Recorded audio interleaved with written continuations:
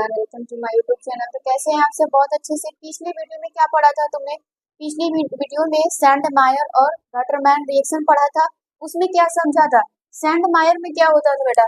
हमारे पास सैंडमायर के लिए क्या क्या होते थे? कॉपर क्लोराइड, कॉपर ब्रोमाइड और कॉपर साइनाइड। ठीक, यही होता था। इसके अलावा HCl। क्लियर हो पाया? ये हमारा होता था किसमें? सैंडमायर में। सैंड मायर में ये होता था। फिर उसके बाद हमने देखा था गटरमैन।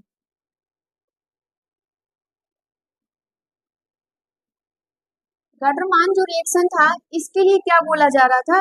ये सारा किसमें हो रहा था? ये सारा किसमें हो रहा था? Benzene diazonium. किसमें? Benzene diazonium. और इसमें क्या करेगा? इसमें ये बोलता है कि हमें ओनली कॉपर चाहिए। ये बोलता है कि हमें क्या चाहिए? कॉपर चाहिए। और तुम HCl दो और उसके बाद HBr भी दे सकते हो। ठीक, ये सारी क्लियर हो पाया? यही था तुम्हारा डिफरेंस। अब ये चीजें पढ़ ली। अब इसके बाद हम लोग पढ़ेंगे बेटा नेक्स्ट जो हमारा आता है, इसमें आता है बाल्ज सीमान अभिक्रिया। क्या होता है कि बाल्ज सीमान अभिक्रिया क्या होती है, इसके बारे में जानेंगे। ये हालांकि एग्जाम में तुम्हारा उतना पूछता नहीं है। हाँ, कभी कभी MCQ में अगर 1 नंबर को पूछ देता है तो वहां पे ये कैसे होगा, उसका रीजेंट वगैरह पूछ देता है। लेकिन ये अभी कभी भी आपको ऐसा नहीं देखने को मिला है कि इसमें क्या करिए, कमेंट करिए। ठीक, तो इसको हेडिंग बनाइए कौन सा? बाल्ज सीमान अभिक्रिया। अब इसमें क्या होता है? सेम उसी तरह है तुम्हारा, इसके पहले जो भी पढ़ा सेम वैसा ही है।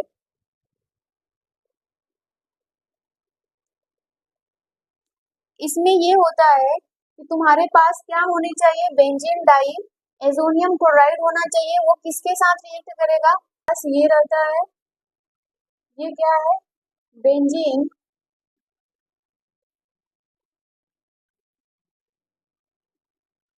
ये है बेंजीन डाई एजोनियम क्लोराइड। ठीक, ये किसके साथ रिएक्शन करेगा? टेट्रा फ्लोरो ब्रोमीन अम्ल है ये। ठीक, ये साथ रिएक्शन करके आपको क्या देगा? आपका काम क्या होता था? हेलो एरिन बनाना। ठीक, हेलो एरिन बनाने के लिए क्या करते थे बेटा? हम यहाँ पे क्या करेंगे? यहाँ पे इस फ्लोरीन को जोड़ देंगे यहाँ पे। ठीक, इस फ्लोरीन को यहाँ पे जोड़ देंगे, ये हो जाएगा ऐसे। और यहाँ से नाइट्रोजन गैस फिर से वापस निकल जाएगी। इसी को हम लोग क्या कहते थे? बाल्ज सीमान अभिक्रिया। स्टेटमेंट लिखना होगा तो लिख लोगे। स्टेटमेंट में कुछ नहीं है, स्टेटमेंट जो तुम करवा रहे हो वही। इस स्टेटमेंट में क्या लिखोगे? जब बेंजीन डाइएजोनियम क्लोराइड की अभिक्रिया किसके साथ करवाएंगे? टेट्रा फ्लोरो ब्रोमीन अम्ल के साथ करवाते हैं तो आपको क्या मिलता है? हेलो एरिन प्राप्त होता है। ठीक, क्लियर हो गया? या फिर एरोमेटिक जो भी होता है ना, तुम यहाँ पे समझ पा रहे थे ना कि एरोमेटिक किसके लिए कहा जा रहा है? बेंजीन और नाइट्रोजन गैस मुक्त होता है। लिख पाओगे कि नहीं? सॉरी, यहाँ पे बी रहेगा। लिखना है तो ध्यान से एक बार फिर से सुनो। आपके पास क्या रहेगा? जब बेटा हम क्या करते हैं, बेंजीन डाई एजोनियम क्लोराइड को लेते हैं, उसको किसके साथ रिएक्शन करवाएंगे? चलो इसका नाम भी लिख देते हैं, टेट्रा फ्लोरो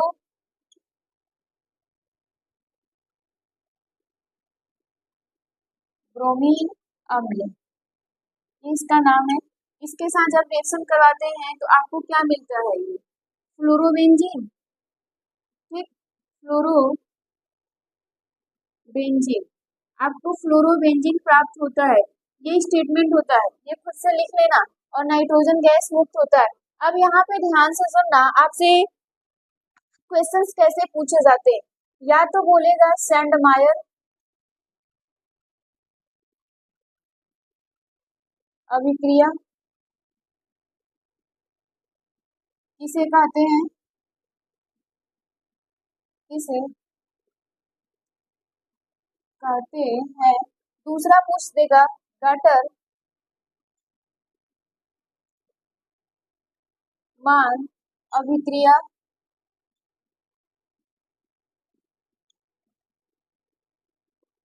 किसे कहते हैं। ठीक, ये ऐसे क्वेश्चंस पूछ देगा। फिर आपसे क्वेश्चन पूछता है कि अगर मान लीजिए यहाँ पे आपने क्या लिया, बेंजीन डाई एजोनियम ले लिया, तो राइट, ये हो गया। अब बेटा यहाँ पे तुमसे पूछा जाएगा कि ये रिएक्शन हो रहा है और ये बना रहा है क्या, ठीक, और नाइट्रोजन गैस मुक्त कर रहा है। अब यहाँ पे तुम क्या ले रहे हो ना, ये पूछ लेगा। देखो इसमें कुछ करना नहीं है, तुम्हें ये पता है कि इसमें क्या क्या होगा, ये पूछेगा तो ये दोनों आसानी से कर ले जाओगे।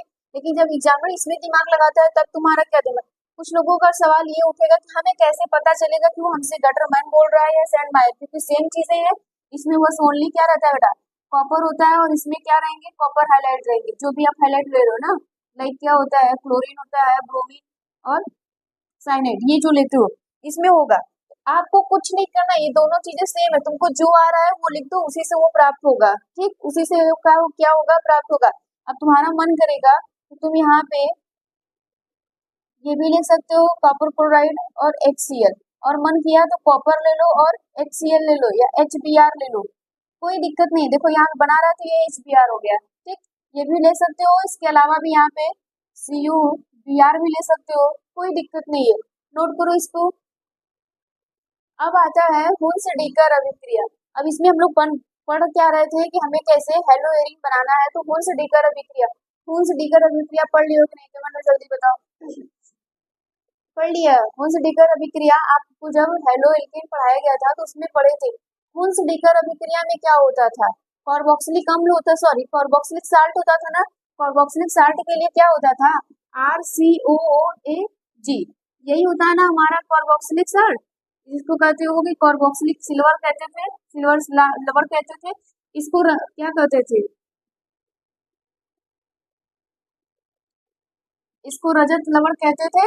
क्लियर हो पाया, हाँ रजत लवण ही कहते थे। तो यहाँ पे हमें हुल्स-डीकर की अभिक्रिया से करवाएंगे तो हमें क्या प्राप्त होगा, कैसे प्राप्त होगा ये।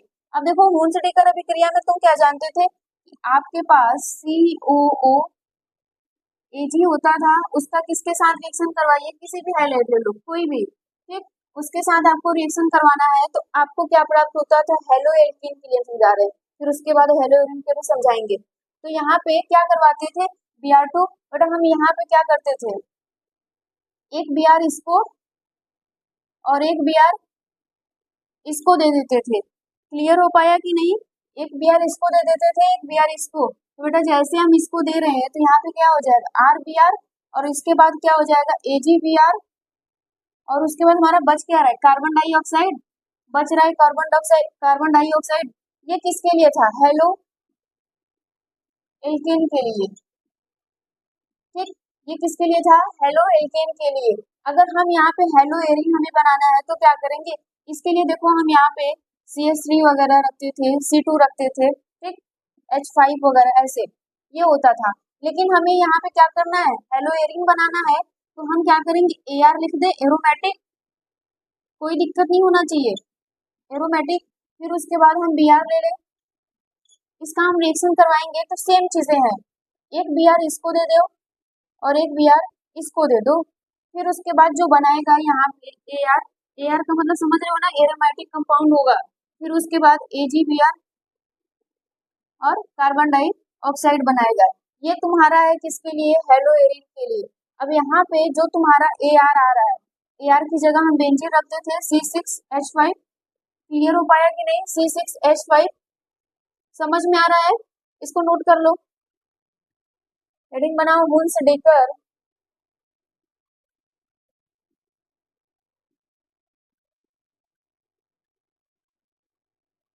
अभिक्रिया। वो जब इसमें देखो, जब एरोमेटिक कार्बोक्सिलिक अम्ल के रजत लवण के साथ को Br2 के साथ किसकी उपस्थिति में, कार्बन टेट्राक्लोराइड की उपस्थिति में कराया जाता है तो आपको क्या मिलता है, ब्रोमोबेंजीन, जो वहां पे दिया गया है उससे प्राप्त होता है। या फिर तुम बोल सकते हो कि हमें क्या मिलेगा, एरोमेटिक कंपाउंड मिलेगा ना, हाँ, वहां पे तुम्हें हेलो एरिन प्राप्त होगा। फॉर एग्जाम्पल के लिए समझो, क्या लेना है तुमको, C6H5 COOAG। क्लियर। फिर आपको क्या लेना है, ब्रोमीन किसकी उपस्थिति में करवाना है, कार्बन टेट्राक्लोराइड। आपको बनाएगा क्या, यहाँ से मैंने क्या बोला, एक Br इसको दे दो, एक इसको दे दो, तो यहाँ पे बनाएगा C6H5Br। क्लियर।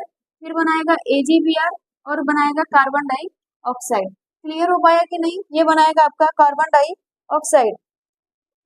यही है तुम्हारा मुत्सुडेकर अभिक्रिया। किसके लिए है, जब तुम यहाँ पे पढ़ोगे, किसके लिए, एरोमेटिक या हेलोएरिन।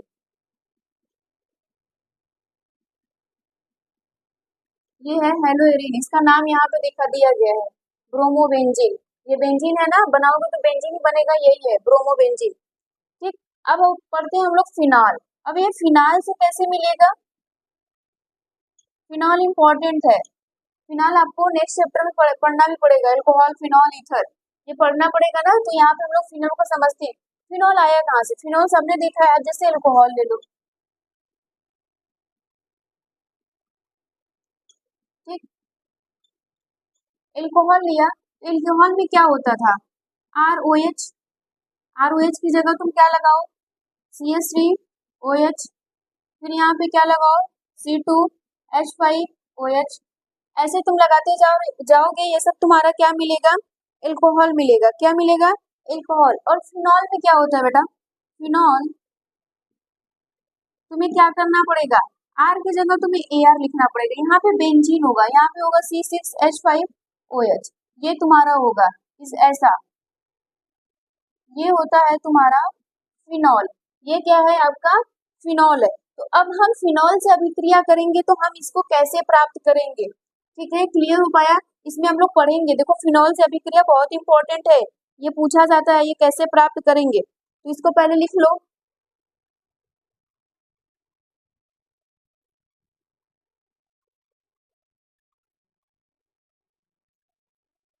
अब इसमें हेडिंग बनाना फिनॉल वाले में, जब हम अभिक्रिया करवाएंगे किसके द्वारा, PCl5 तथा PCl3 के द्वारा।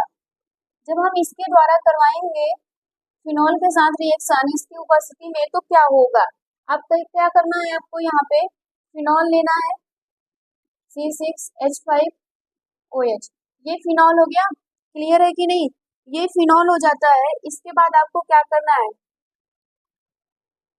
फॉस्फोरस पेंटाक्लोराइड से रिएक्शन करवाना है। फॉस्फोरस पेंटाक्लोराइड से रिएक्शन करवाएंगे बेटा, तो बहुत सिंपल सी बात समझो, यहाँ पे तुम्हें क्या करना है, एक Cl इसको दे दो और एक Cl इसको दे दो, बाकी जो बचता है सबको एक साथ लिख दो। ठीक, एक Cl इसको दोगे तो यहाँ पे क्या लिखोगे, C6H5Cl। क्लियर हो पाया। फिर आप दूसरा लिख दो, यहाँ पे HCl मिल गया। अब बच क्या रहा है, यहाँ पे एक फॉस्फोरस, एक ऑक्सीजन और 3 क्या मिल रहा है आपको, क्लोराइड मिल रहा है, 3 क्लोरीन मिल रहा है। यही आपका बनेगा किसमें, जब हम बेंजीन के साथ रिएक्शन, जब बेंजीन का किसके साथ रिएक्शन करवा रहे हैं, फॉस्फोरस पेंटाक्लोराइड से रिएक्शन करवा रहे हैं, तो आपको क्या मिल रहा है, ये जल्दी बताओ क्या है, ये हेलोएरिन है ना, इसको क्या कहोगे, इसको क्या कहोगे, क्लोरोबेंजीन। इसका नाम क्या हो जाएगा, क्लोरोबेंजीन।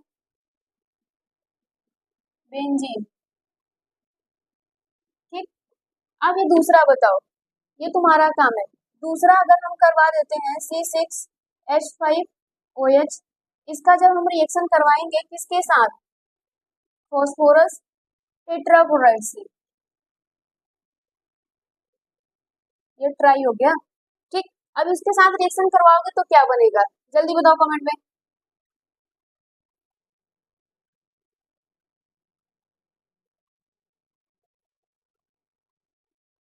अब अगर इसके साथ आप रिएक्शन करवाएंगे तो क्या बनेगा, देखो कुछ लोग इसी का एकदम कॉपी करेंगे, लेकिन गड़बड़ा जाएगा बेटा। जब पढ़ाया गया था आपको तो बताया गया था, जब ये 3 आता है, जब ऐसा आएगा फॉस्फोरस और क्लोरीन 3 आ जाएगा, तो जितना क्लोरीन है उतना नंबर इसको दे दो, उतना नंबर इसको यहाँ पे दे दो, फिर उसके बाद इसको क्या करो, बांट दो। एक यहाँ पे बस क्या करना है आपको, उतना देना है और उसके बाद इसको बांट देना है, करना कुछ नहीं है, बस एक क्लोरीन को यहाँ पे उठा के इसको दे देना है। ठीक, क्लोरीन को दे देना है यहाँ पे, तो यहाँ पे C6H5 Cl हो जाएगा। और इसके बाद करना क्या है, आप जितना इधर है उसको इतना इधर कर दो, और जो बचता है, जो भी आपके पास बचा सबको लिख दो। क्या क्या बच रहा है, ध्यान दो क्या क्या बच रहा है। यहाँ से ये बच रहा है, और उसके बाद क्या बच रहा है, यहाँ पे क्या क्या बच रहा है। अगर देखोगे तो यहाँ पे कितने ऑक्सीजन है, 3। कितने हाइड्रोजन है, 3। फॉस्फोरस कितना है, 1 है। फॉस्फोरस कितना है, 1 है। तो यहाँ पे वो बनेगा क्या, H3, H3 P1 है, ऑक्सीजन 3 है। ये आपका बनेगा। क्लियर हो पाया, ये आपका बनेगा। जब देखो, जब तुम्हारे पास 5 Cl हो तो एक हाइड्रोजन को देना, एक बेंजीन को देना, काम खत्म। जैसे ही तुम्हारे पास 3 आएगा, जैसे ही तुम्हारे पास 3 आता है, तुम क्या करना, इस जितना Cl है उतना इधर दे देना। उतना देने के बाद तुम क्या करो, बस डायरेक्ट एक Cl यहाँ पे दो, और जितना इधर है उतना लगा दो। बाकी जो बच रहा है उसको सबको एक साथ लिख दो। क्लियर हो पाया, सबको एक साथ लिख दो। अब इसमें ये तो पहला समझ लिए, ये दूसरा। अब आता है तीसरा।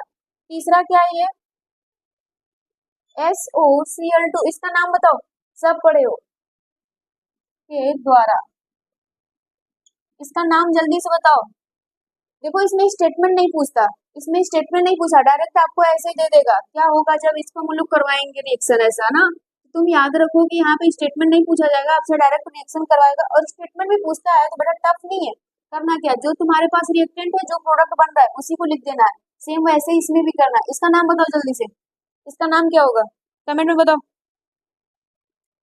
इसका नाम होता है थायोनील क्लोराइड। क्या नाम होता है, थायोनील क्लोराइड। थायोनील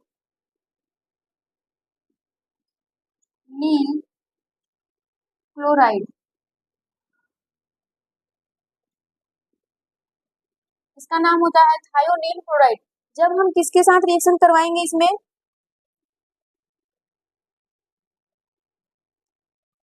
यहाँ पे देखो, हमें कुछ नहीं करना है, सेम बिल्कुल ऊपर की तरह समझो। इसको बस थोड़ा सा ध्यान देना, बाकी ये और ये एकदम सेम है, कुछ नहीं। आपके पास क्या लेना है, यहाँ पे फिनॉल, ये रहा आपका फिनॉल। और आपको क्या लेना है, SOCl2। इसके साथ रिएक्शन करवाना है, करना कुछ नहीं है। यहाँ पे Cl एक इसको उठाओ, एक इसको उठा दो, एक Cl हाइड्रोजन को दे दो, एक Cl इस वाले को दे दो। ठीक, यहाँ पे आ जाएगा C6H5Cl। क्लियर, ये 5 है। फिर उसके बाद क्या बना रहा है, HCl। और बच क्या रहा है बेटा, यहाँ तक ऑक्सीजन है, सॉरी यहाँ पे सल्फर है, और एक ऑक्सीजन, एक ऑक्सीजन। यहाँ पे बनाएगा सल्फर डाइऑक्साइड। क्या बनाएगा, सल्फर डाइऑक्साइड। देखो कुछ भी टफ नहीं, पीछे जो पढ़ा है, जिस बच्चों को रिवीजन करना है, पीछे जो पढ़े हो बस उसी को रिवीजन करो, इसको उतार देना। ठीक, इसको लिख लो,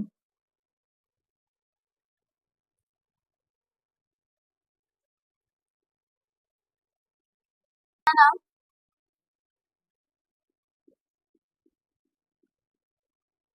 रील बनाने, हाईलाइट बनाने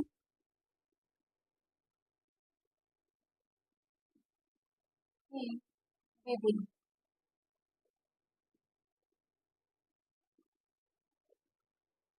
इसमें कुछ नहीं होता, टाइलुइन जानते हो, कमेंट बताओ फॉर्मूला क्या होता है, टाइलुइन का फॉर्मूला बताओ, सब पिटाओगे।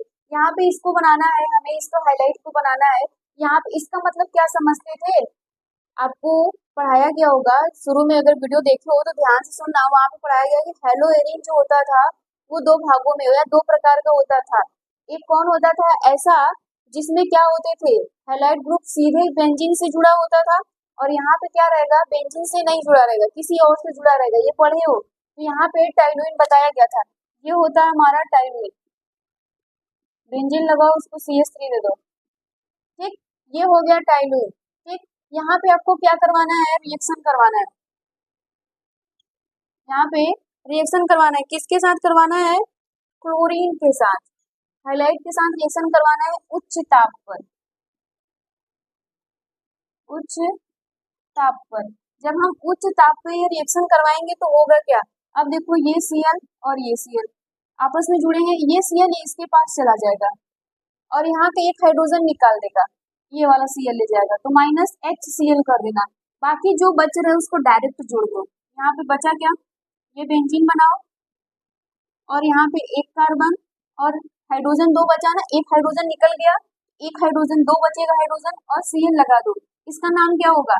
देख रहे हो ये वाला जो क्लोरीन है हाइलाइट मतलब हेलोजन जो ग्रुप है बेटा, ये क्या है? डायरेक्ट बेंजीन से नहीं ना अटैच है, इसी को हम लोग क्या कहते हैं?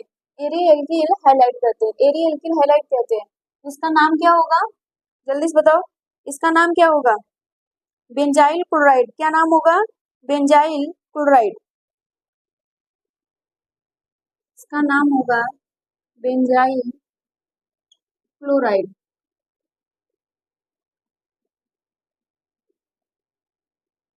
Benzyl chloride. फिर इसका रिएक्शन फिर से कराओ, फिर से जब कराओगे तो Cl2 से करवाओगे। अब देखो जैसे ही तुम Cl2 से करवाओगे बेटा, ये सब रिएक्शन पढ़ाया गया पीछे, ध्यान देना। तो फिर से ये Cl ऐसे होगा, ठीक, एक Cl इसमें जुड़ जाएगा, एक Cl इसके साथ जुड़ जाएगा, तो यहाँ पे सॉरी एक Cl निकल जाएगा, HCl निकलेगा, एक हाइड्रोजन की कमी हो जाएगी, यहाँ पे एक हाइड्रोजन और Cl2 हो जाएगा। क्या हो जाएगा? Cl2। तो यहाँ पे लिखोगे बेंजाइल डाई क्लोराइड, यहाँ पे लिखोगे बेंजाइल डाई क्लोराइड। क्लियर हो पा रहा है ना? क्या मेरी बातें समझ पा रहे हो? फिर इसको अब हम देखो ऐसे लिख दे रहे हैं, चलो ऐसे ही लिखते हैं।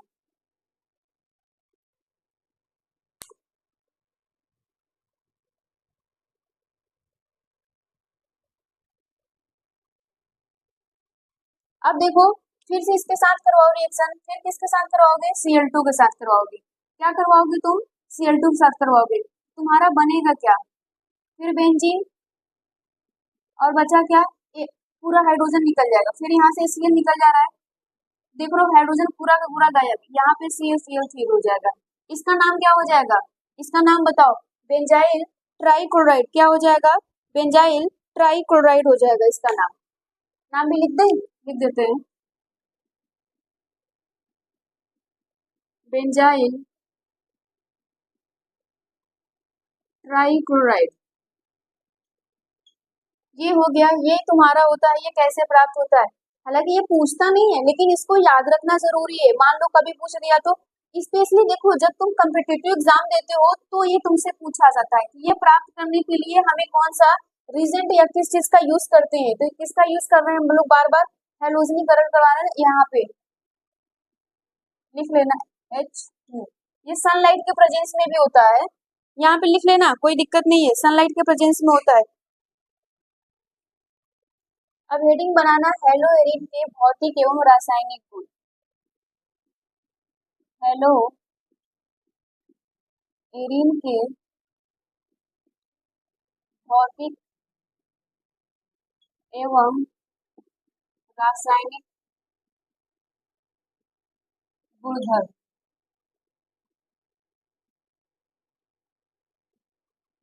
ठीक, अब इसके हम लोग गुणधर्म पढ़ेंगे, तो इसमें पहले हेडिंग बनाना भौतिक गुण, भौतिक गुणधर्म। भौतिक गुणधर्म का मतलब समझ रहे हो ना? हाँ। अब इसमें होता क्या है इसका, इसमें अब हम लोग जानेंगे इसका मेल्टिंग पॉइंट, बॉइलिंग पॉइंट कितना होता है, तो क्वथनांक एवं पहला क्वथनांक तथा या एवं गलनांक, ये क्या होता है? ठीक, ये सब बचपन से जानते आए हो कि क्वथनांक एवं गलनांक क्या होता है, melting point and boiling point. ये मेल्टिंग है, ये बॉइलिंग है। ठीक, इसमें क्या होगा?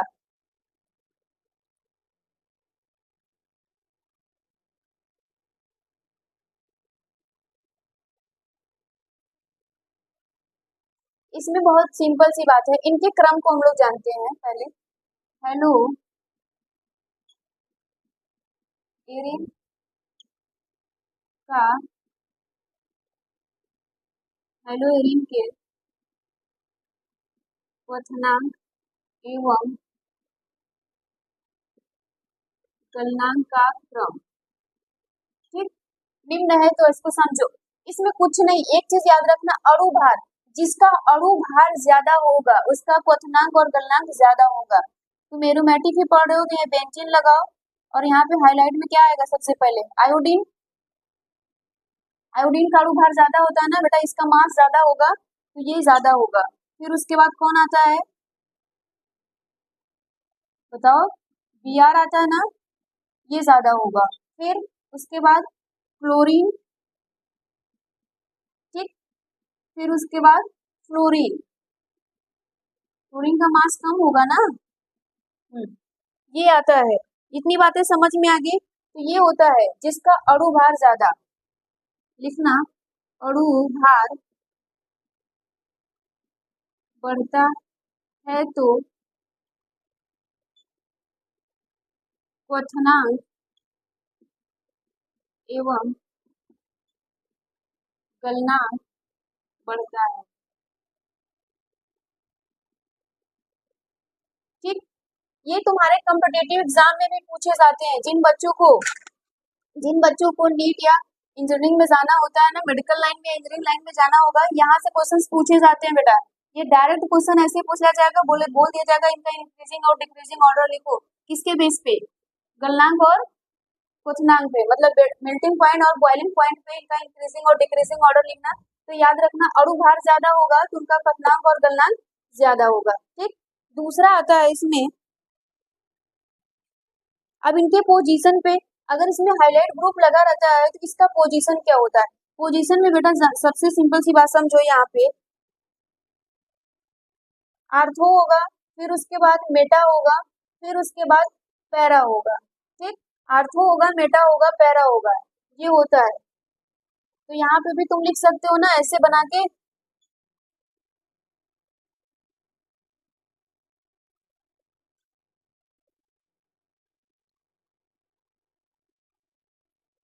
यहाँ पे समझो, Cl लिख दिया, ये आर्थो पोजीशन है। और उसके बाद फिर ये कौन सा है, मेटा पोजीशन है। और लास्ट वाला कौन है, पैरा है। ये समझाए थे तुमको, ये होता है पैरा, ये होता है इनकी इंक्रीजिंग ऑर्डर में है। नोट करो इसको। तुम्हारे पास दो चीजें हैं क्वथनांक और गलनांक के लिए। पहला क्या है कि अणु भार अगर बढ़ेगा तो उनका क्वथनांक और गलनांक बढ़ जाएगा।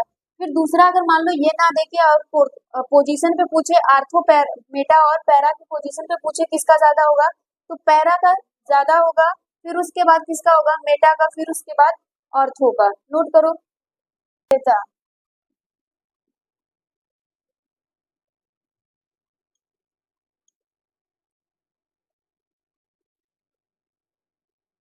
ये क्या होता है, जल में और विलेय, ठीक।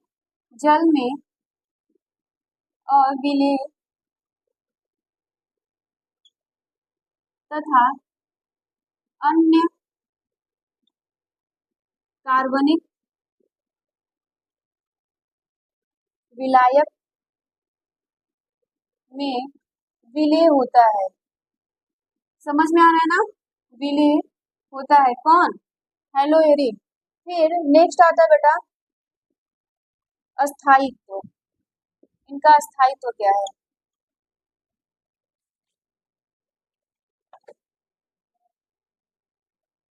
अस्थायित्व है, फ्लोरीन सबसे ज्यादा अस्थायी होगा, ऐसे लिखिएगा। जिसके ऊपर फ्लोरीन लगा होगा वो सबसे ज्यादा अस्थायी होगा। फिर उसके बाद क्लोरीन, मतलब कि जिसका अणु भार कम होगा वो सबसे ज्यादा अस्थायी। फिर उसके बाद ब्रोमीन, आयोडीन, ये होता है अस्थायी। क्लियर हो पाया, देखो उसमें क्या था, अणु भार बढ़ता था तो उसका क्वथनांक बढ़ जाता था। यहाँ पे अणु भार जितना छोटा है वो उतना ज्यादा अस्थायी है। अब घनत्व, हालांकि घनत्व पूछा नहीं जाता, लेकिन जान लो अगर कॉम्पिटेटिव एग्जाम देते हो तो ये पूछा जाता है। घनत्व में क्या होता है, फिनाल का घनत्व जो जल से अधिक होता है ना, फिनाल का घनत्व जल से अधिक होता है। समझ में आया? फिनाल का घनत्व जल से अधिक होता है। इसमें क्या रहेगा बेटा? सबसे ज्यादा घनत्व किसका रहेगा? आई का, फिर Br का, फिर Cl का।